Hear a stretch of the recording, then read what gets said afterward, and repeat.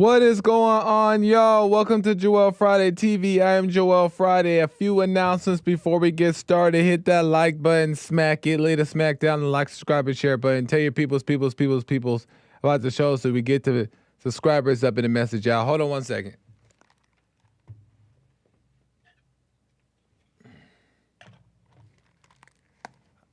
I had to have my little mic there. Tell your people about the show so we get subscribers up in the message out. Do it now. Help a brother out. As you guys know, we are live Monday through Thursday at 11 a.m. Pacific time on YouTube, Facebook, Instagram, and Punchy.tv. And at any point during the show, what could you do? You guys know what you can do. What is that? What could I do, Joel? You can call in 888-775-3773, 888-775-3773, and at any point we could talk about whatever you want to talk about. It could be about the blacks, it could be about the gays, it could be about God, Jesus, whatever you want to get into, we can get into it. 888-775-3773. And if for whatever reason you can't call in, but you still have a question or comment, or you just want to support the show, you can go to buymeacoffee.com/JoelFridayTV or go directly to the YouTube live chat. Hit the super chat button there. I'll read your question or comments live on air. And I also have the Cash App thing. I also got the little Cash App /JoelFridayTV. So the support is appreciated, and all that good stuff. Amazing stuff. Let me just double check some stuff over here. Okay. Because I do believe, I just want to make sure that we are live across all platforms. And I don't see this one. Dang. Punchy.tv doesn't look like it's going right now. So if you're trying to watch on Punchy.tv, I guess you can't hear me telling you to come to YouTube or Facebook or something because you're not be able to see it. But if you sometimes watch on Punchy.tv or you plan to make your way over there for whatever reason, it doesn't look like it's grabbing connection. So I will work that out. And that'll be back up and running by the new year. Okay? With that being said, let's get into some stuff. What do we talk about today? Oh, we getting into it. What is that? Hey, CG, shout out. Shout out CG on IG. Loyal supporter of JFTV. What are we getting into? Oh, we gonna get into some stuff. So I want to talk about a few things. It is Christmas Eve. Merry Christmas Eve to everybody out there, the viewers, the watchers, the listeners. I appreciate you guys tuning in. Merry Christmas Eve. This is the last show today.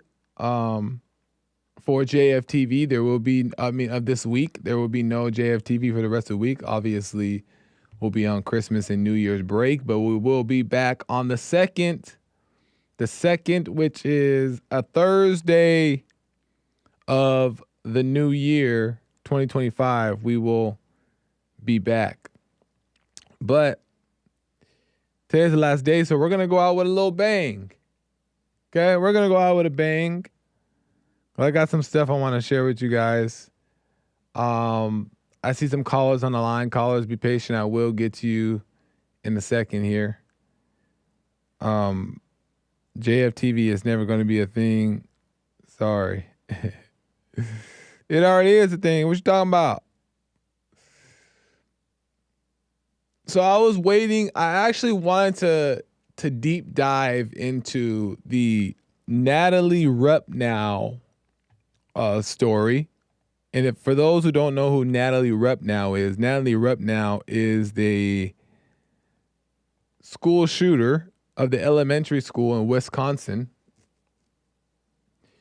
Well, it wasn't an elementary school. It was kindergarten through 12th. So it was elementary through to high school. And Natalie was in a study hall and pulled out a pistol and decided to shoot some people. So I really wanted to uncover that, do a deep dive, and kind of get the background information on why, why this happened, why did she do it, what was she thinking, what was she going through. And I always like to do a little background information, a little background investigation. But unfortunately, there's not very much information on this girl yet. Usually there will be all kinds of information, right? But there's not much information, background information on this girl. Just a few things, but not enough to give you guys a good show about it. So I was planning to do that today, but it didn't work out. So we're not going to do that.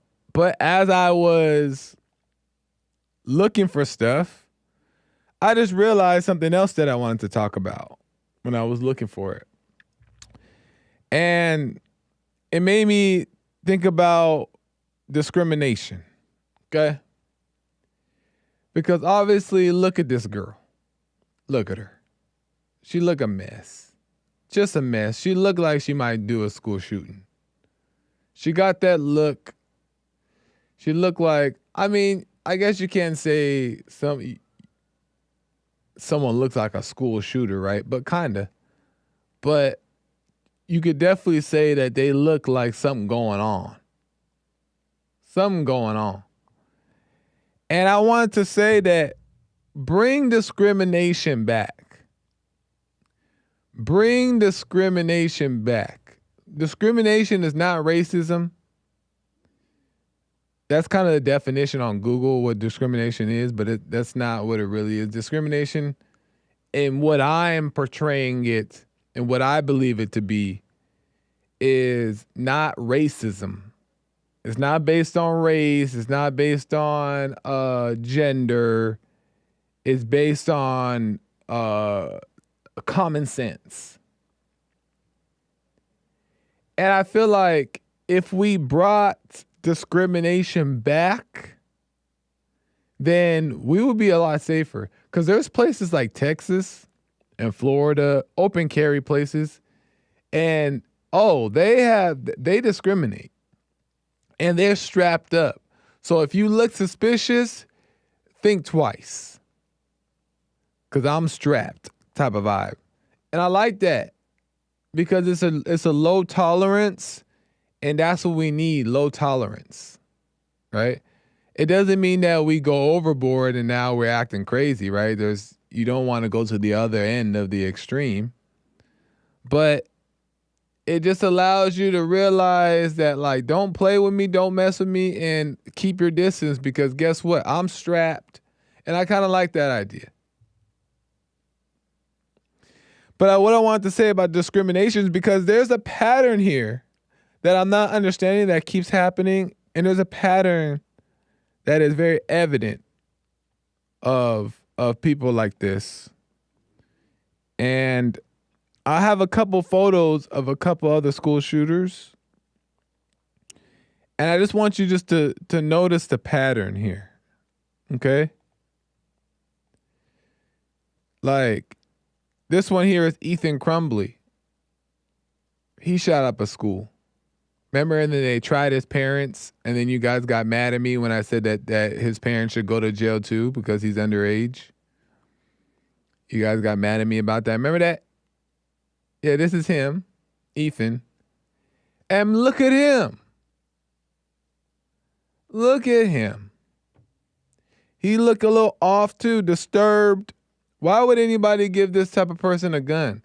Why would anybody give this person a gun? Her a gun. Not only is she over there shooting the gun, she's at the range, right? Some type of range, but she's wearing the same shirt a school shooter in the past wore in homage to him. Why we give people who look like this so much freedom? I'll keep my eye on all these people that look kind of weird. And it ain't racism. Let me keep going. Look at this guy. This is Trump, the assassination attempt man. Matthew Crooks. The one that tried to kill Donald Trump. Look at him. He does not look sane. He looked troubled. He looked like he's going through some stuff. And those are the people you keep an eye on, whether they're school shooters or not. Sorry, it's not racism and it's not mean. It's that you got a look that I don't trust. And I think that we need to start bringing that back, being aware of these people that seem suspicious looking. Here's another one. This one is Ryan Wesley Ruth. He was the second Trump assassination attempter. Look at him. He looked like he would do that. He looked like he would do that. And you don't want to confuse discrimination with judgment, and I'm going to get into that, right? You don't want it to bleed into judgment because that will create a whole new set of problems, and I'll do my best to make that distinction in a second here. But look at that. You see that type of man? I'm looking at you. I'm wondering what you up to, man. And you may be purely innocent. But still, you look crazy. And I ain't trying to be mean or clickbaity or whatever. I'm just being realistic that we need to start bringing back discrimination. Do I have any more here? But the list goes on. And you can look at this in all kinds of different areas. Listen, when I see somebody wearing a hood, I've talked about this before. Let me cut back to me. Hold on. When I see somebody wearing a hood, right? Or if it's late at night, I'm keeping my eyes out. I'm keeping my eyes peeled. And I'm thinking that you could possibly do something. I am thinking that. And that's not bad to think. And I think a big part of the problem is people start thinking that that's bad. People start thinking that that's bad. That you, that's mean. You don't want to discriminate against somebody. You don't know what they're capable. You don't know if they would really do that. That's mean.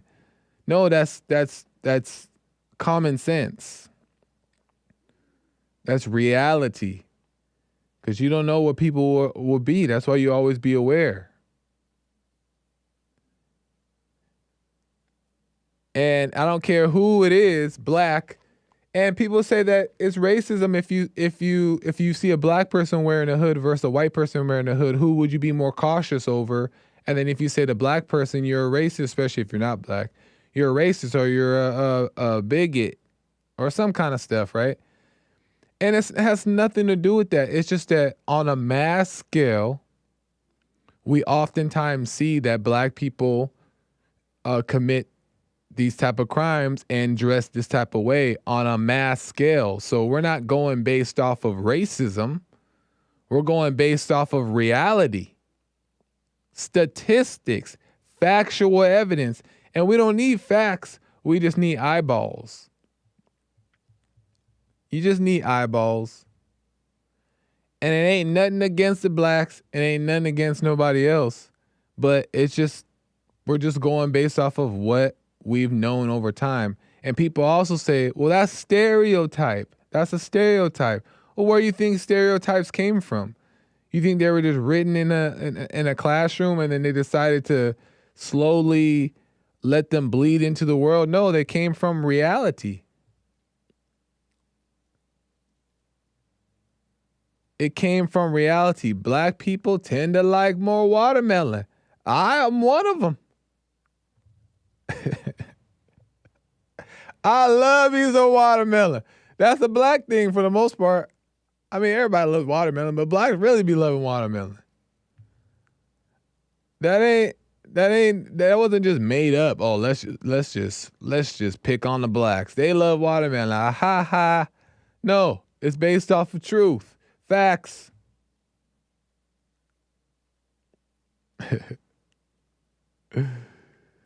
So I'm saying we gotta bring freaking, can I say freaking?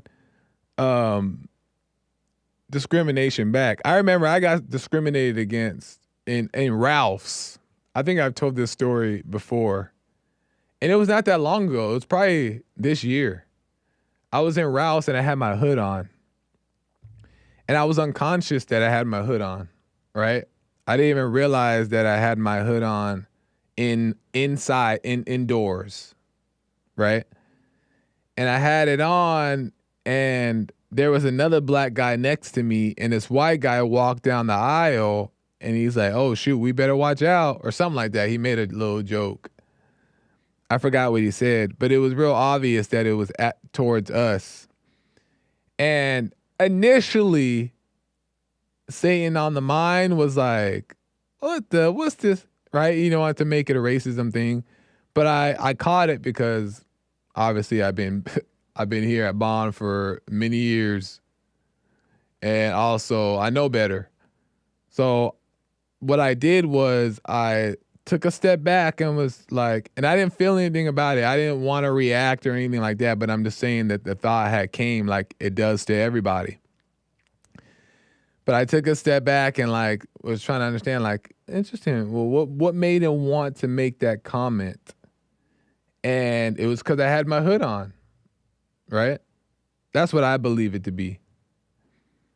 And I looked like, for one, it's just not common decency to have your hood on in the store, given that when people do robberies or when people steal, they're covering and hiding their identity. And it oftentimes happens to be blacks. And I was a black man. I fit the description. So he was not wrong in his joke. You know what I mean? He pointed out something to me that made me realize I had my hood on and I probably shouldn't have it. So I want to say a couple things about that. And then we're going to call. I see people want to get in on this.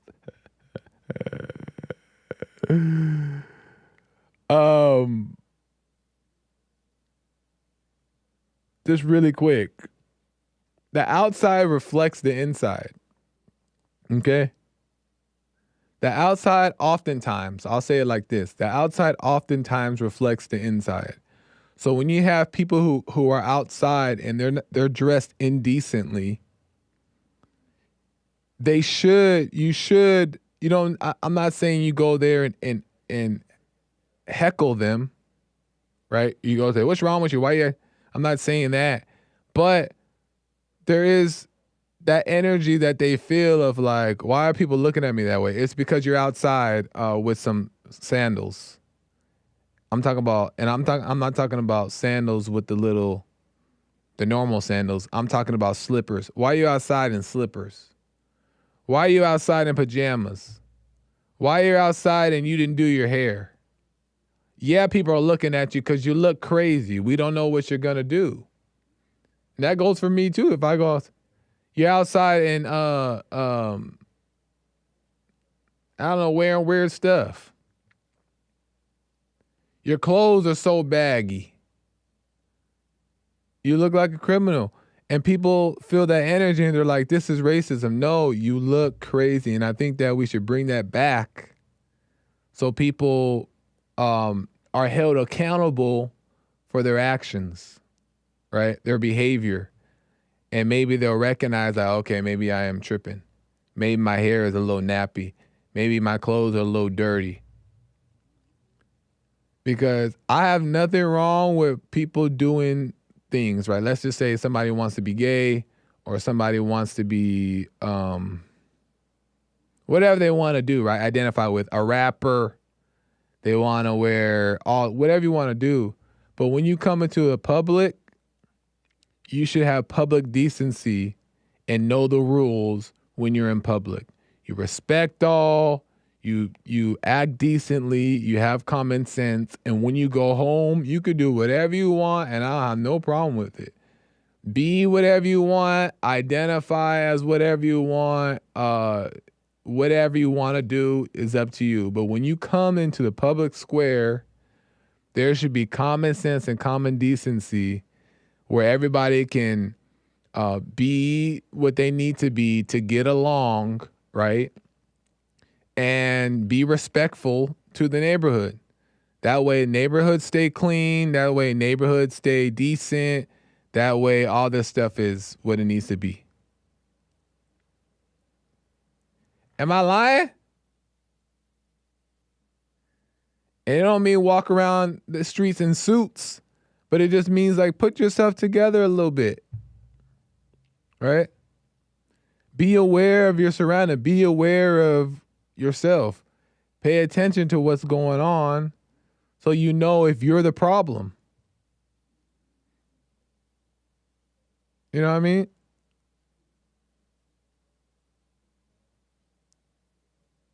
So, and I'm gonna explain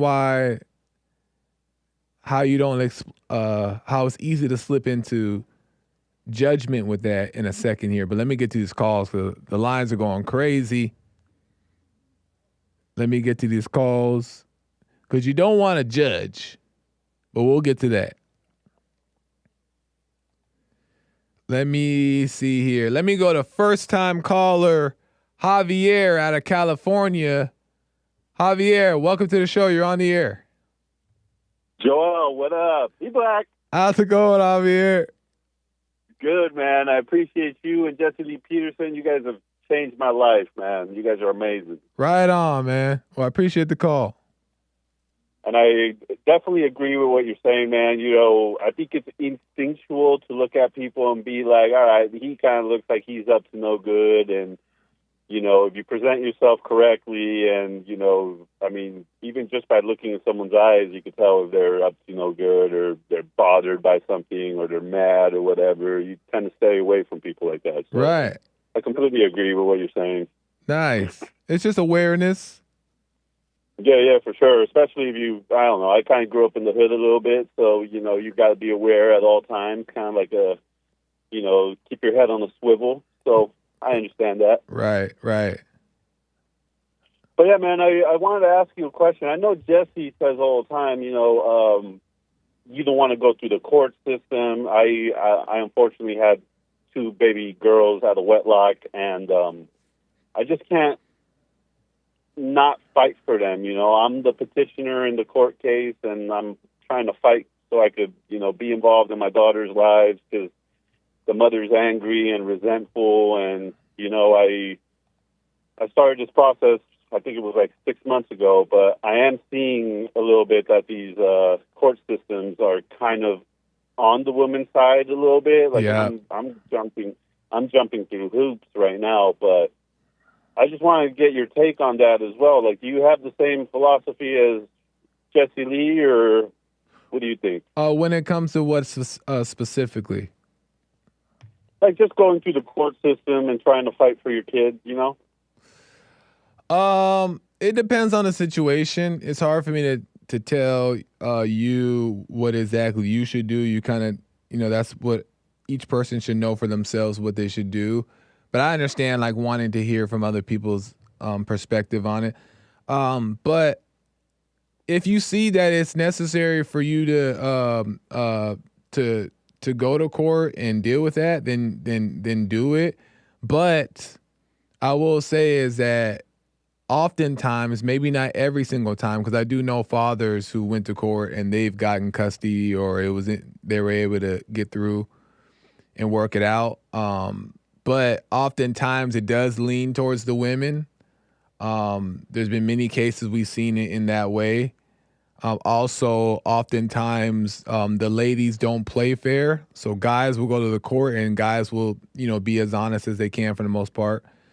But ladies sometimes will go there and make up stories and lie and twist things in order to get back at the man and yep. take the children away. So they play a dirty game. So it is a lot harder, especially nowadays, for the man to win. But if you see you have a chance and you see that you should do it, then I wouldn't say that make that a rule not to do it, right?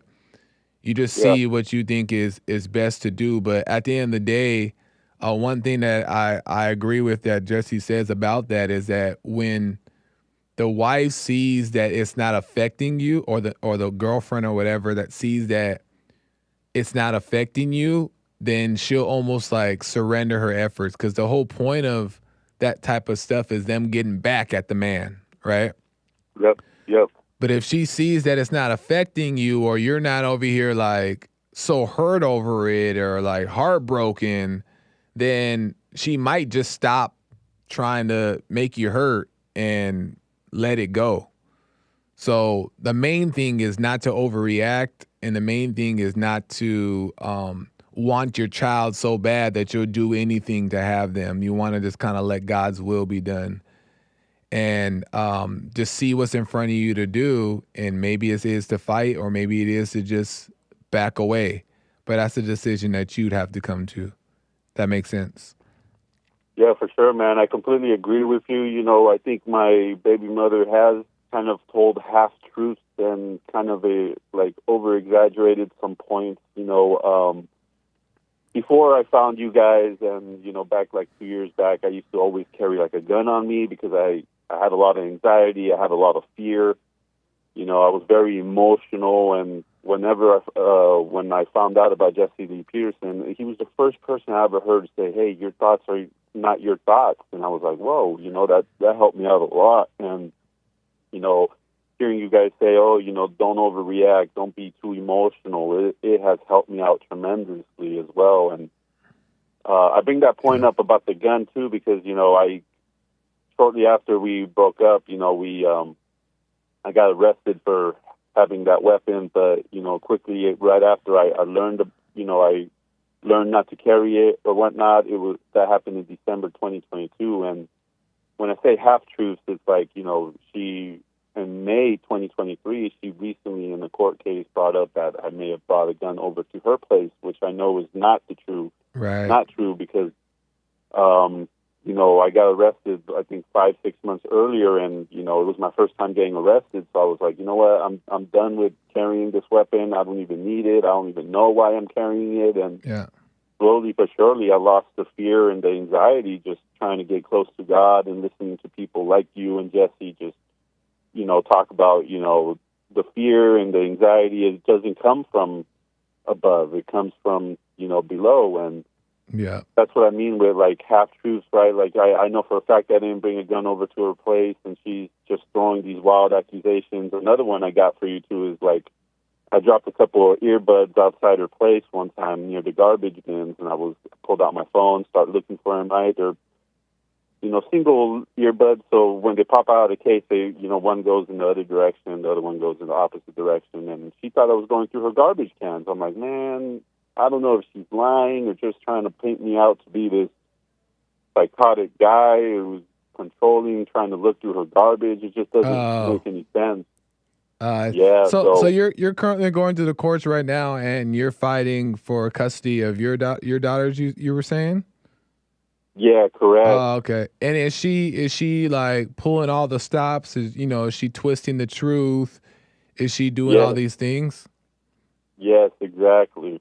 And how are you, in all honesty, even if it's like, seems like a beta thing or something, how are you responding to it? Honestly, man, it's just shocking. It gets me down a little bit, but then I just think about, what Jesse says all the time, that the hell comes through the woman. Yeah. That, she is just, too in love with this world, or maybe she's listening to her inner thoughts. And she doesn't know what she's doing to the kids, right? My kids are young. They're 3 and 2.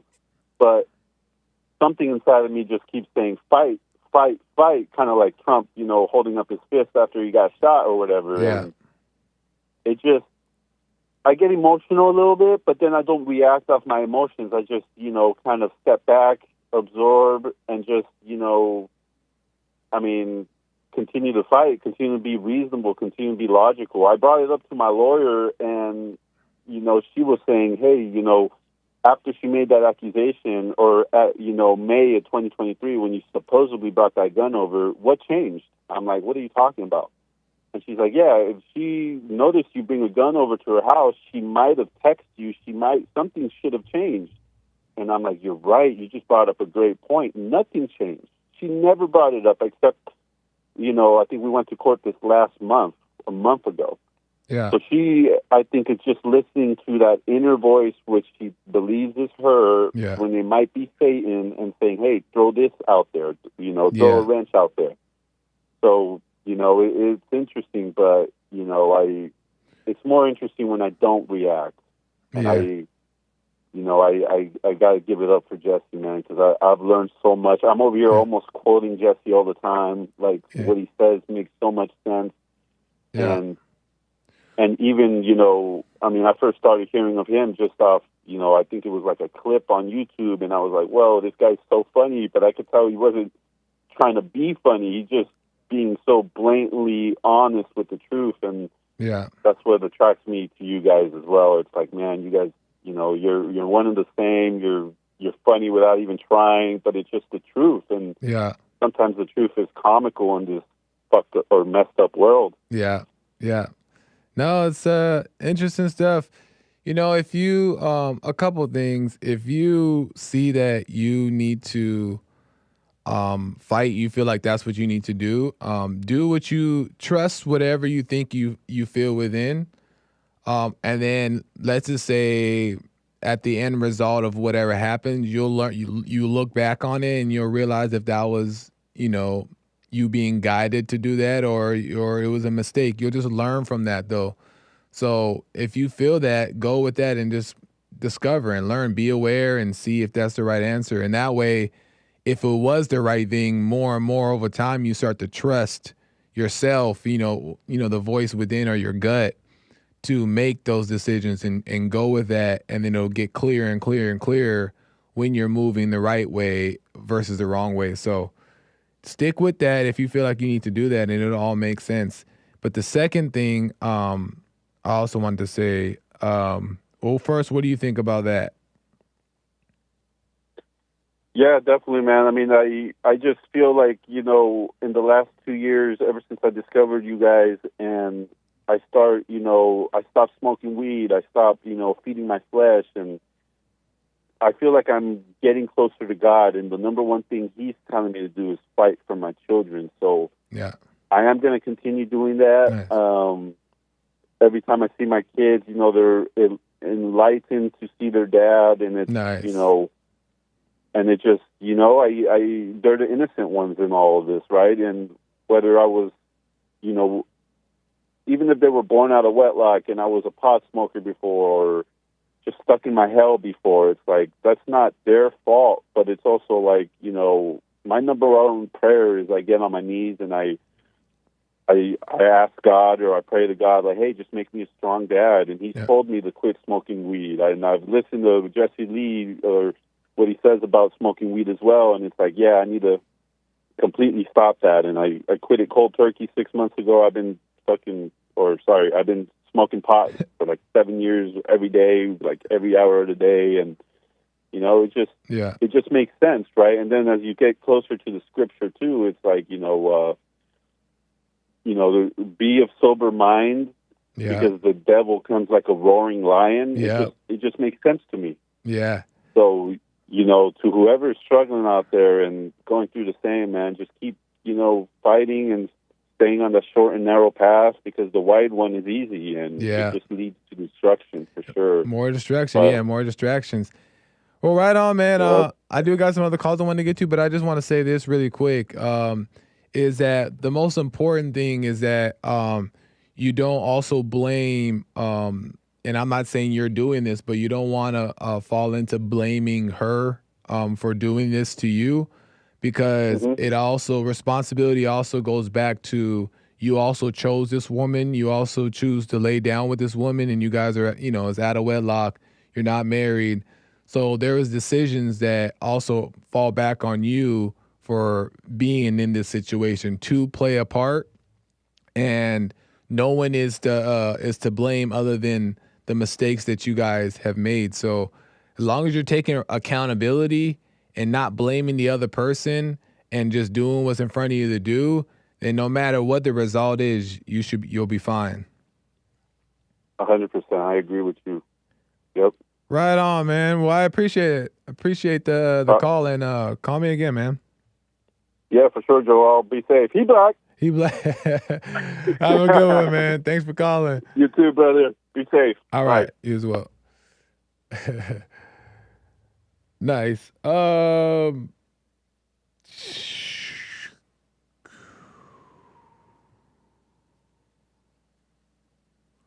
It's crazy stuff. It's crazy stuff. And it can happen to anybody. So the idea of even saying, like, how could you have a baby at a wedding? It can happen to anybody, and so easy and so quick. One day you're not, the next day you are. It just take that one time. So anybody can be there, but if it happens, you just take accountability, and you don't be trying to blame, and you don't be trying to feel guilty. No, you just learn from the mistake and say, shoot, look, take it as a lesson, but stick your chest out and deal with it like a man. Don't be a coward about it or run away or whatever. Do the right thing and you'll get the right results. God will work it all out. So you got to be honest about it. Let's keep the calls moving. Let's go to Jamil out of Canada. Jamil, welcome to the show. You're on the air. Pop, lock, pops. What you dealing with, man? Happy holidays, brother. How's it going, man? Pop, lock, pops. Watch the man that moving solid. I appreciate you, man. Right on. I appreciate your call. Yeah, man. I was just listening. I was listening to Jesse. First of all, let me say this to you, right? I listen to Jesse too all the time. I'm very grateful for him. But when I call you, I want you to know I call you because I respect you for what you have to say as well. Not well, appreciation. You know what I'm saying? Yeah. I think Jesse gives a very good perspective, but I think you also give a good perspective as well. Appreciate it. I think that Jesse gives in my humble opinion, I think Jesse gives a perspective where it comes from when you give somebody an inch, they're going to take a mile. Yeah. You know what I mean? So Yeah. let's not do that because they don't know when to draw the line. And I think that your perspective comes from a place of a little more, I'm not saying he's not compassionate or understanding, but a little more compassion and reasonability.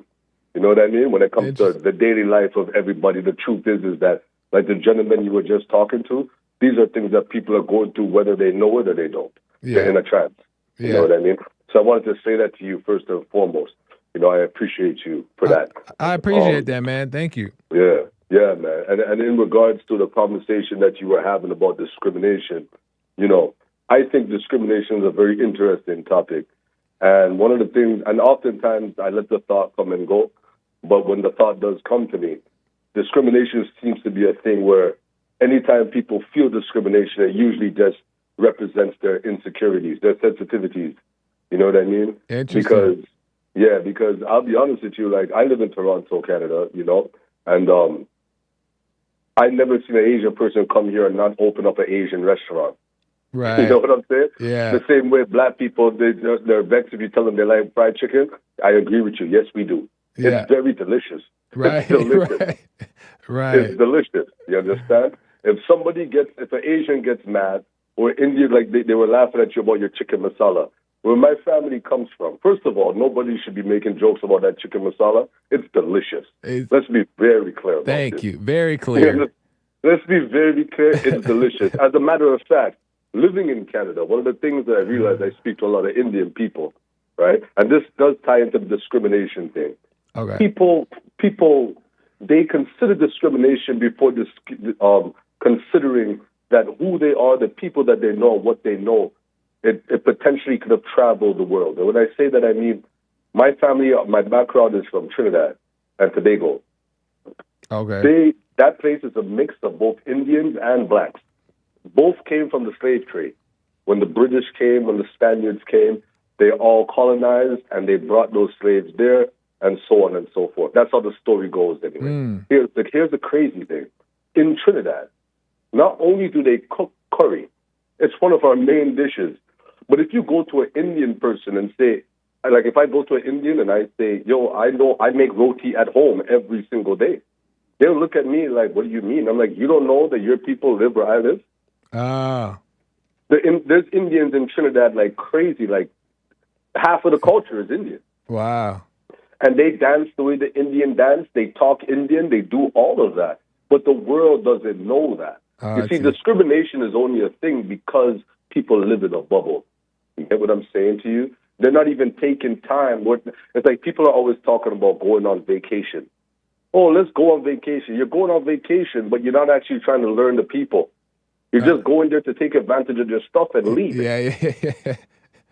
But yeah, and then you go back home and you said, I went to Cuba, or I went to this country, or I went to Louisiana, or I went to wherever you went. But you're not actually going on vacation. You're going there to take advantage of the people and go back and tell those people where you live all the stuff that you could pay for. Yeah. And that's where discrimination comes from. You understand? It's insecurities and trying to please people. All these different factors come into play. You understand? I don't think discrimination is a real thing at all.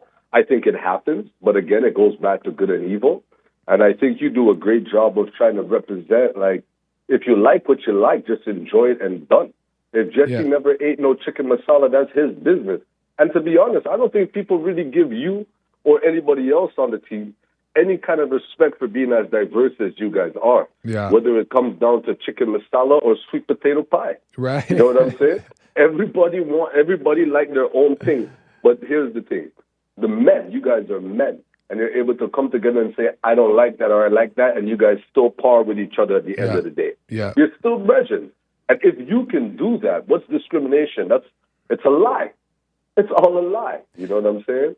So I wanted to say that about that. Well, let me jump in there and say that I appreciate the kind words and all that stuff that you're saying. And you're right about, that you should be able to disagree or have differences of opinions, but still be able to have these conversations. And I love the fact that Bond everybody kind of has a different thing that they bring to the table. So you're right about that.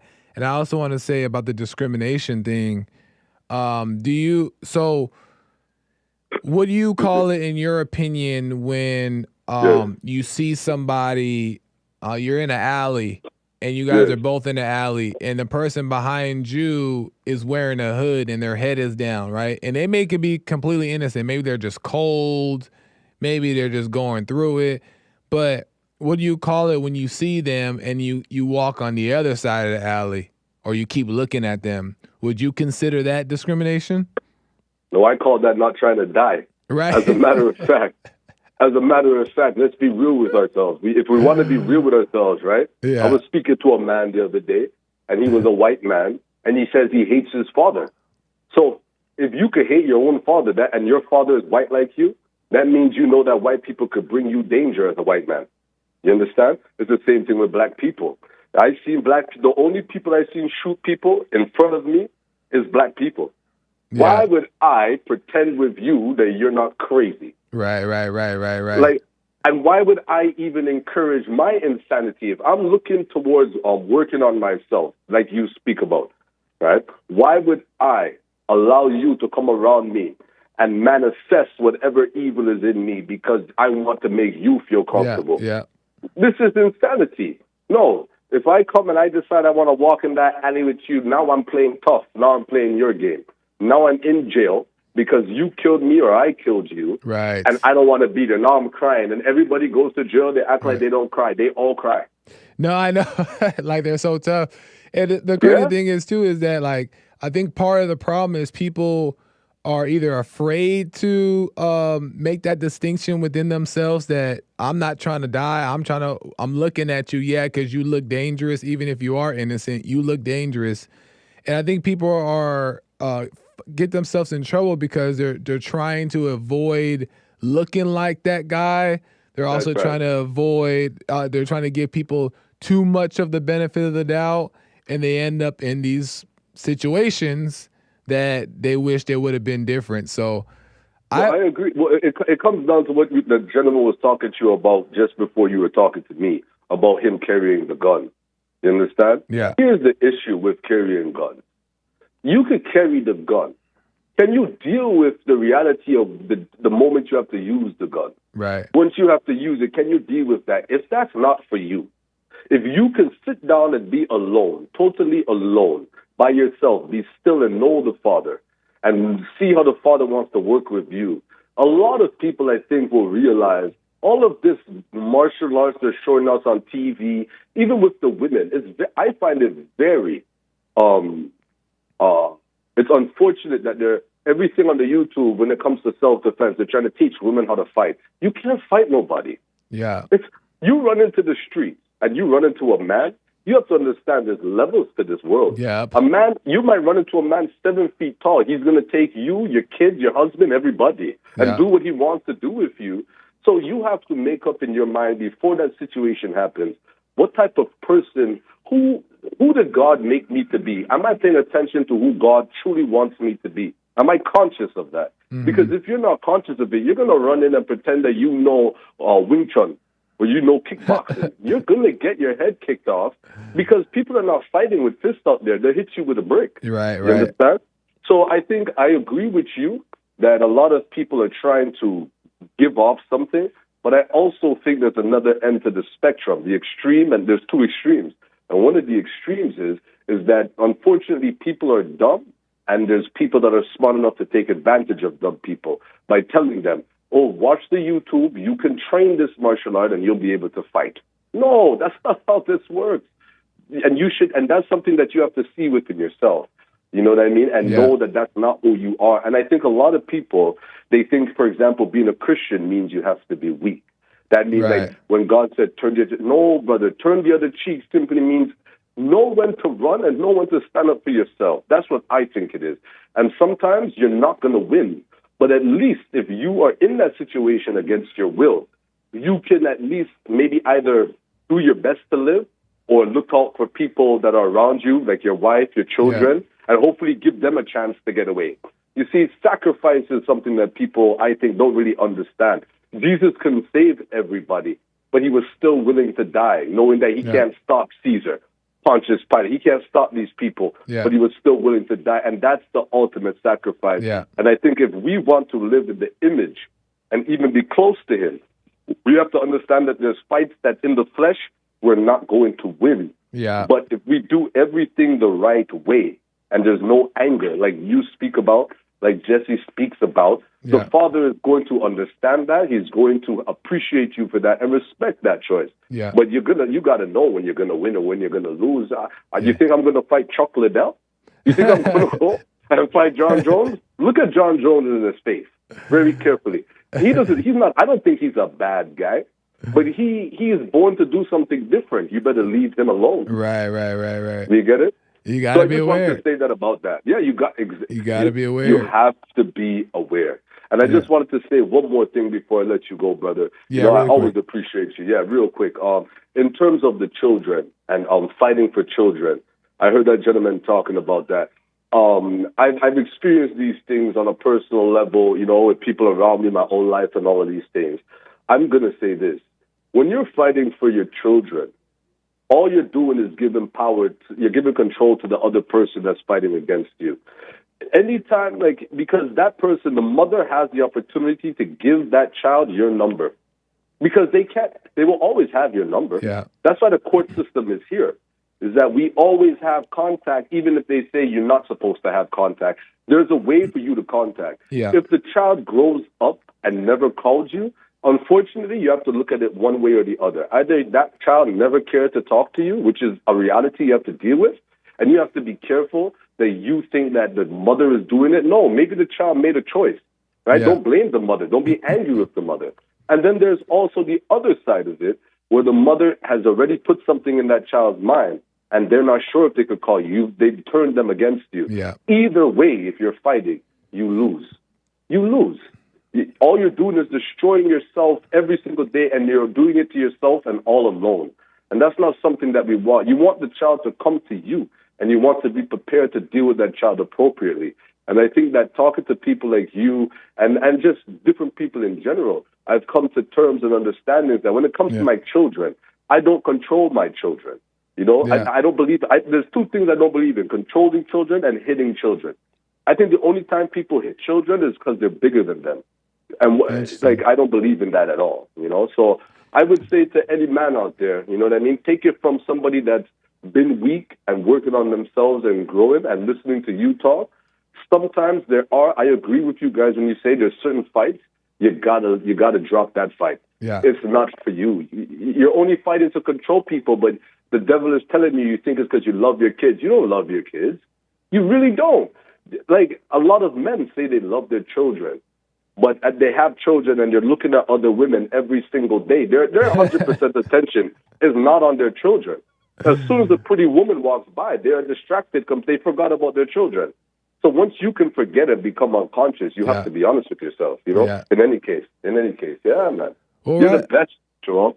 Pop lock pops, I call you. You know that. you be popping and locking. It's JPL and PPL. You popping and locking, big dog. Right on, man. Well, I appreciate it. Great points that you're making. You know, this is not the first time you called. You called before, a couple times before. And it's always good talking with you, man. And I appreciate the points you're making. And thanks for calling me. I got to move the calls. But thanks again, Jamil. I appreciate it, man. Joel, happy holidays. God bless you and the whole team. All right. You as well. Take it easy. You as well. Amazing stuff. Yeah, he had a lot of good things to say. I appreciate it. Jamil's a smart guy. He's called him before. And called him JLP, called him JFTV. And he always had some good things to say, so I appreciate it. Right on. Oh, man. What do I do here? Let me just say really quick, and then I'm gonna finish I have a few minutes left, and then I'll finish off with the rest of the calls. I'll try to speed through them. If you see, like I said before, right, you're paying attention to your surroundings, you're being aware. It's not racism. It's not judgment. You're just watching your surroundings and you're being aware, right? Something looks suspicious. Trust your gut. Trust your gut and stay away. Better safe than sorry. Stay away. But let me tell you where judgment comes in, right? Because you don't want to judge that person because you really don't know what's going on, but you are just being aware of your situation. You're using your mind, your wisdom to guide you in what you should do. And if I see anybody with the hood walking up behind me or around me, the reputation tells me that watch that person, or maybe back up a little bit, or maybe make a little comment, or maybe be like, what's going on? What's up, man? Are you good? You cool? How you doing? Like, kind of, you don't want to necessarily ignore these things because you never know what can happen. But where judgment can fall in is you got to understand that when it comes to people in general, everybody, but we'll use the black community as an example, is that there's certain behavioral habits that they've developed over time that is so ingrained in their lifestyle and their community and their culture that they don't know are improper, right? So they may just be really loud. Sometimes I can get loud, but they may be really loud and you're like, how do you not know to be quiet? But these behavior traits are so ingrained and they're so used to seeing this in the culture, in their neighborhoods, in their families, to behave this way that they don't even realize that they're behaving that way, right? They don't even realize sometimes they do, but most of the time they don't even realize that they're an upset to the community and to other people who don't know their culture, right? Or they're a distraction, or they're a disturbance, because these are behavioral traits that have been deeply ingrained in people from birth, by example, by teachings, by all that stuff. So you don't judge them because they know not what they do. So you still be aware, and you still say, hey, I don't want to be, I don't know, this. They're getting too rowdy over here. I don't want to be around this because this is not, I don't like that. You can still step away, but you don't have to look down on the person and be like, look at those ends. You know what I mean? Look at those evil people, right? You don't want to judge the person, but still use your discretion to stay away or not. But just know that Satan is busy on everybody's mind. Satan is distracting everybody. Satan is confusing everybody. Satan is trying to keep everybody blind, right? So there's blind spots that all people have that they don't know they have because they're blind. And you don't want to judge. So don't have an opinion as right or wrong when you see it. They're playing loud music or they're fighting over there. Don't judge it as right or wrong, but just know that that's not where you need to be. And if it's causing trouble, then you may need to deal with it, like, call the police something. Or defend yourself if it's coming at you or whatever. But you don't judge it as right or wrong because that's Satan's game. That's Satan's game. So anyway. Oh, shoot. I got carried away. Let me go to these calls really quick. I got a couple minutes left here. Liesl out of California. Welcome to the show. You're on the air. Couple minutes left.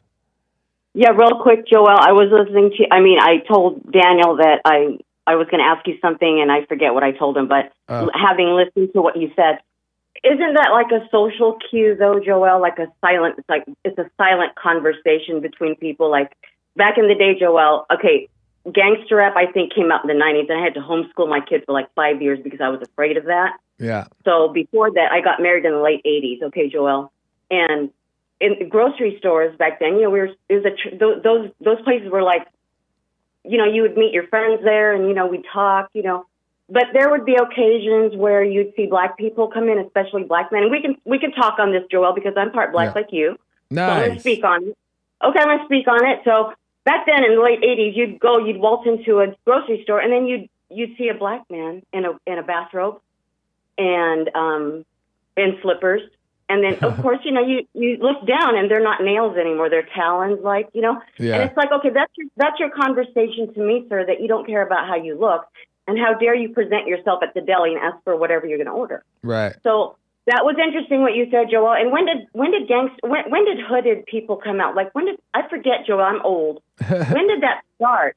I remember, Joe, really quick, and I'll let you go. Yeah. I'd take the trash out back then, with my son.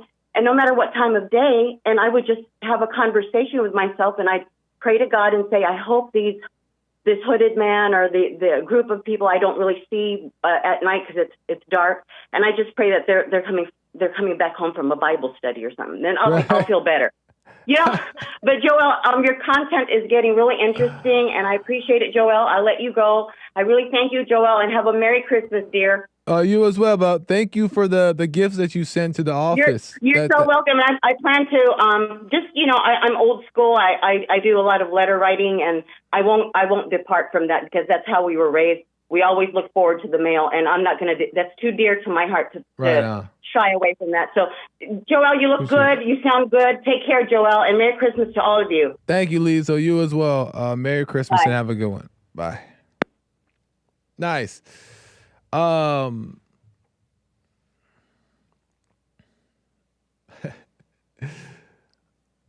people, well, speaking about the blacks,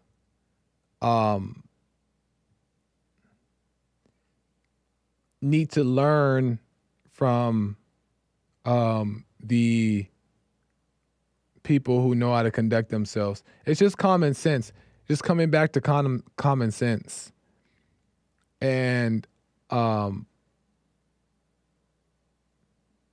don't want to be so stuck in our ways and look at the somebody else who doesn't understand us, right? And be mad about the fact that they don't understand us, and then now reject the lessons you can learn from their culture or them or whatever they have. You don't want to reject that because they're treating you a certain way. No, yeah, people may judge you for you behaving in a certain way. I'm speaking about, really everybody, but about blacks. Like blacks who are mad that whites look down upon them or something. And some whites do, right? Because they're judging, and that's not good. But It doesn't mean that what they're saying is not true, and it doesn't mean that what the point they're trying to make can't bring value to your life. Learn from these people. You know what I mean?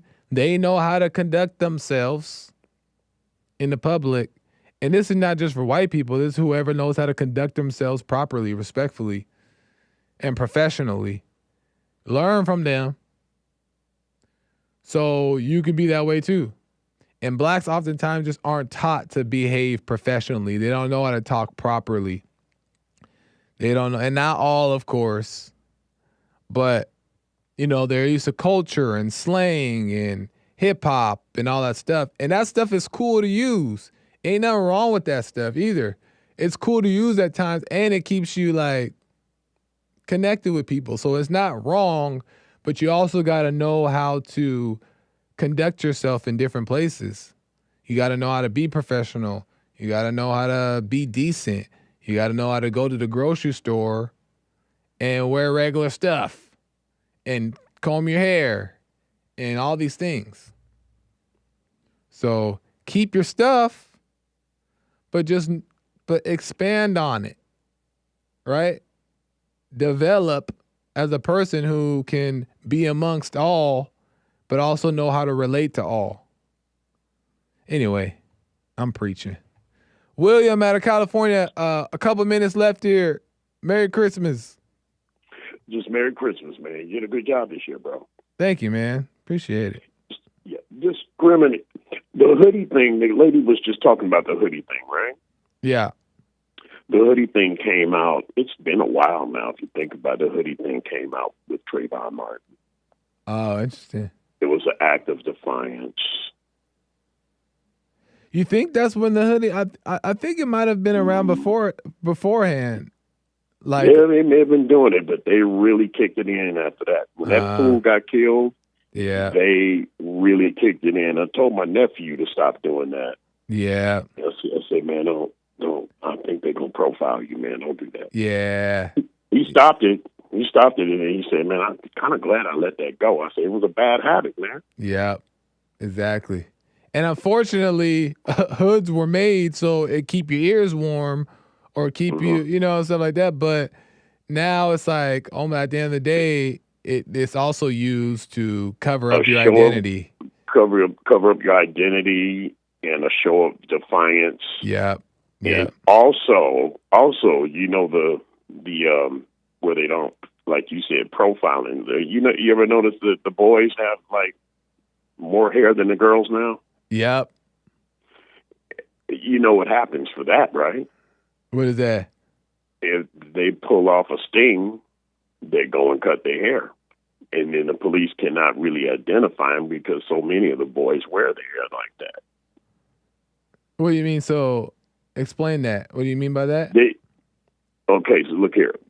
Like I said, I got a nephew who's about your age. He told me, he said, man, what they be doing is like a lot of the gang members and street guys, they have those long, those braids or locks.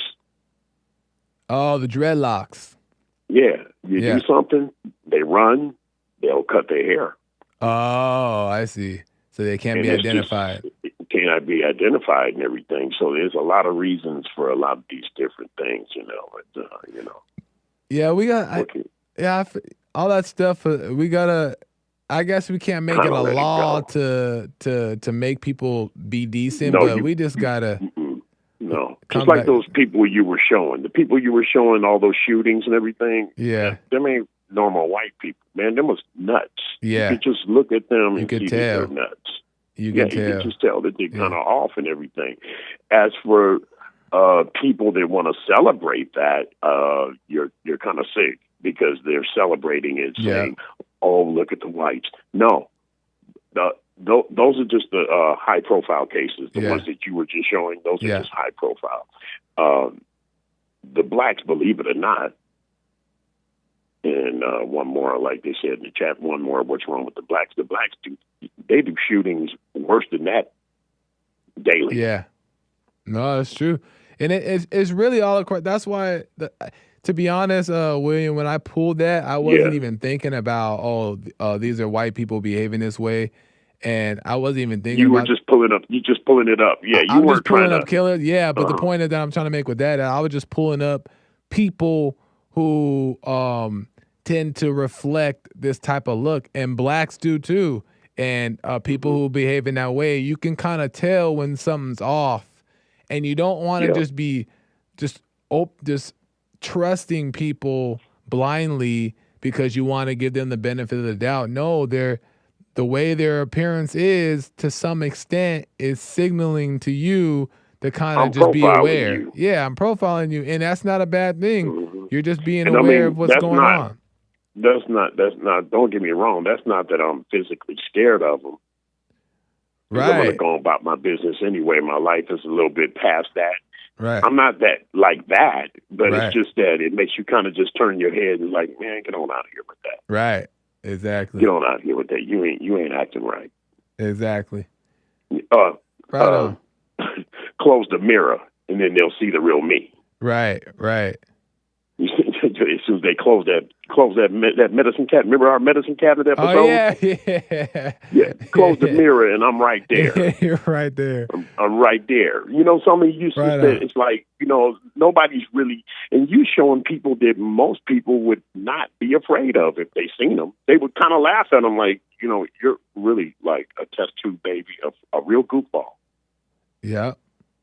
You know, it's not that people were really, really scared. Look at them. They're not people that you would be intimidated by, are they? Right.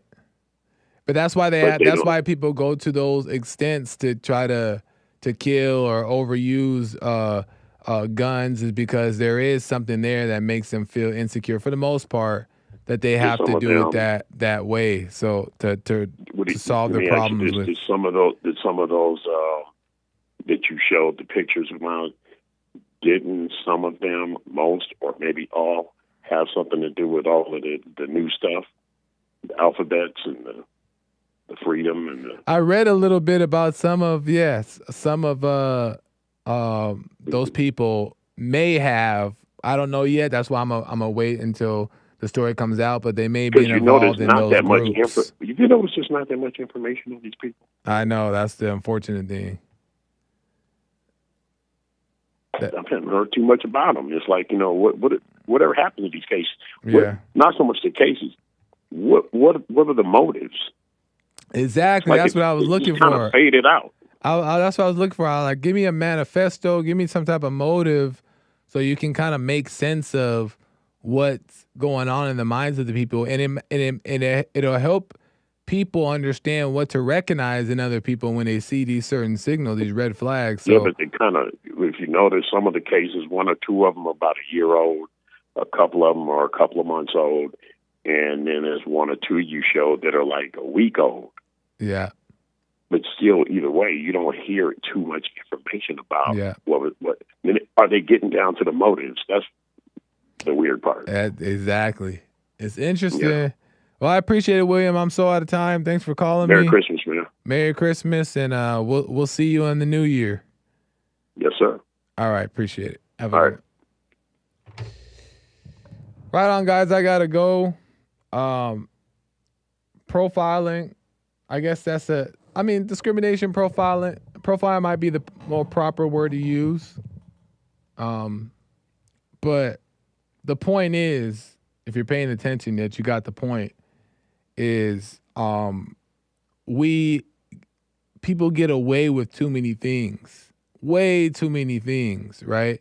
These open borders, these giving a gun to just anybody,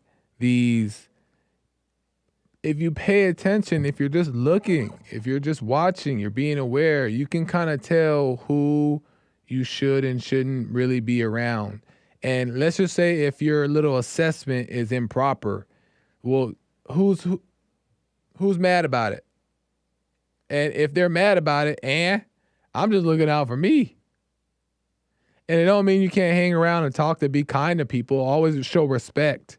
You don't treat that person like a criminal or a whatever potential shooter, right? You show respect and kindness. You don't let them know that you're unless you see to, right? Be like, what's wrong with you, boy? You good? You all right? But you still be respectful, right? And this way, people aren't slicing your throat because you're over here thinking you could just trust anybody. So just be aware, watch yourself, get to know yourself, pay attention, and it's okay to profile, but don't judge. What a mess. And Merry Christmas. I'm gone. Enjoy your guys' Christmas and your weekend and your week and your new year. American Anchor Baby is coming in. Not to the studio, but he has a show today. So make sure you guys check out the American Anchor Baby. I think he's going to be streaming here shortly, considering the break and all that stuff. So make sure you guys check him out. Let me just make sure I got to all these chats here. Ryan Moon says Merry Christmas with the super chat. Appreciate that, Ryan Moon. I did see a little bit of buy me a coffee here. Let me just get to these. Pablo with a couple donuts says it's almost Jesus' birthday. Merry Christmas. Merry Christmas, Pablo. Appreciate it. Shout out to chat. Thank you guys for supporting and tuning in and showing love and calling in and all that stuff. All the viewers, the new and the old, I appreciate you guys' support. And it's been a good year. Flew by, but you guys been holding it down. And I appreciate that. Keep sharing the message. Keep doing what you're doing. We appreciate it over here at Bond. And I hope you guys have a happy new year. I'm grateful. Life is good. Can't complain. Zero complaints. And amazing stuff. Amen. Until next time, y'all. See you in 2025. Have fun. Be safe. See you on the flip. Bye.